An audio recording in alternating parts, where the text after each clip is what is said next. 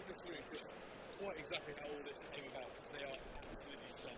Well, my little brother is a carpenter by trade, that is his thing, and we both love D&D. So when I first started, a few years back, about 5, there was nothing you could buy. You wanted a dice box, you get a cheap one from China that fell apart and was made of MDF, and you spend £40 on it and it was useless. You want a dice bag, you get the rubbish little drawstring ones that tear apart and they do nothing. You couldn't get dice trays unless you made them yourselves or bought a 3D printer to make your own dice tower, that sort of thing. So we thought, why not make them for everyone, so everyone can have their own piece of luxury? Because there's not enough stuff for us. There's not enough stuff for D&D players, especially when you've got things like this. The castle in front of us. I've heard of dice towers. This is an entire dice fort. Yeah, it's an entire dice station. Very impressive. Is that just an idea that kind of came to you? Or well, it was a bit of both. A man in America contacted us and he sent us a picture of a square that said Dice Tower with a line next to it that said DM screen, and then another square that said Dice Tower with a message that says castle please. So that was pretty much, really simple instructions. So my little brother went to work and he started designing it, and we went back and forth for about 4 months making sure that it was perfect for him.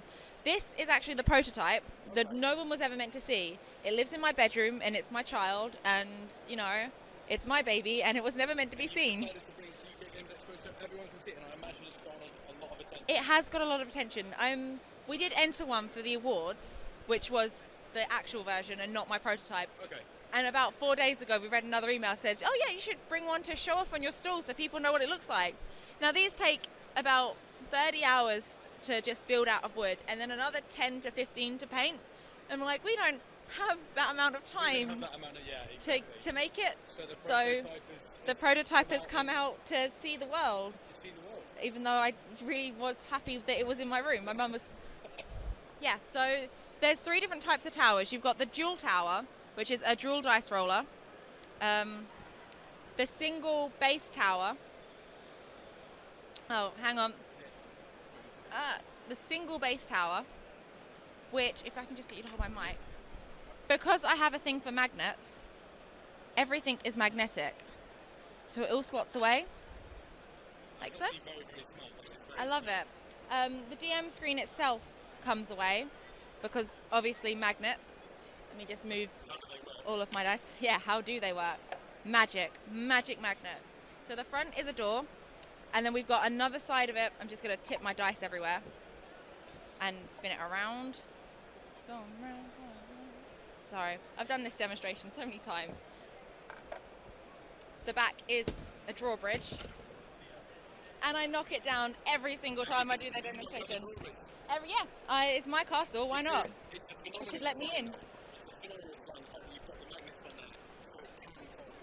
Yeah, well, like I said, this is a prototype. So the one that we actually gave in, about 1 inch bigger either side and 1 inch taller. So, because, bigger is better. This obviously wasn't big enough.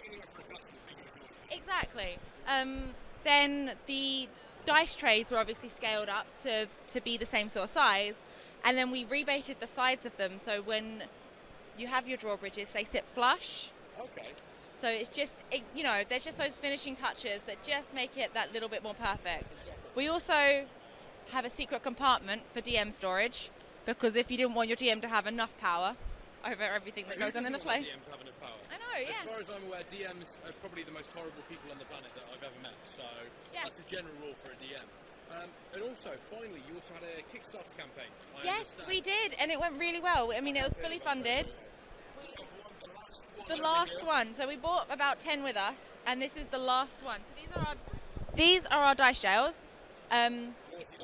Yeah, for bad dice, rather than microwaving them. Because I've done that, and it's very satisfying, but apparently very dangerous. Very dangerous.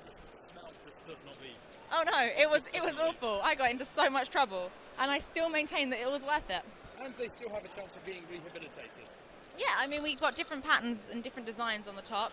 So this one's our D1 prisoner. We had one that looks like a D4 that someone is about to step on it because they're horrible little caltrops. A scoring D20, so they know what they're supposed to look like. But yeah, so that was really... Thank you so much for having me. You can find us on Etsy. We're under Rosie's Game and Accessories. We have a Facebook page and a Twitter, and we're just making our own website now. So hopefully in the next few days you'll be able to find us on that too. Well, that's fantastic. Thank you very much for doing Thank you very much for having me.